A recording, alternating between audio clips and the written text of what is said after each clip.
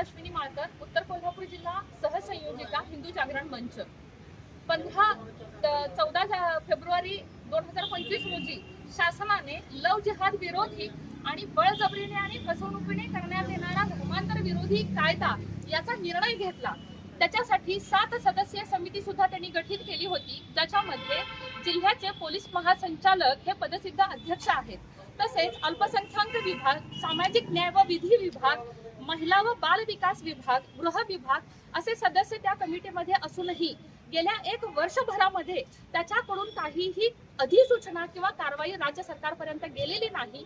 आणि या कारणामुळे लव जिहाद विरोधी कायदा आणि धर्मांतर विरोधी कायदा हा राज्यात लागू करण्यात आलेला नाहीये। तर शासनाच्या याच निर्णयाचं स्मरण करून देण्यासाठी आज संपूर्ण राज्यभरामध्ये आम्ही सकल हिंदू समाज यांच्यातर्फे निवेदन आंदोलन करत आहोत। सरकारने निर्णय घेतला, पण त्याची अंमलबजावणी कधी?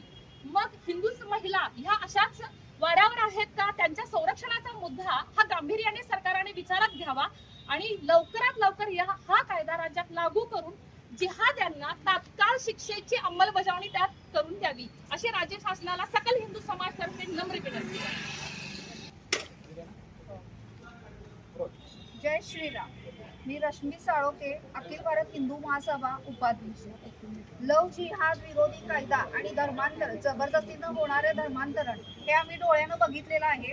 आणि लव जिहाद कायदा अजून अस्तित्वात फक्त कागदावर राहिलेला आहे, तो अस्तित्वात आलेला नाही।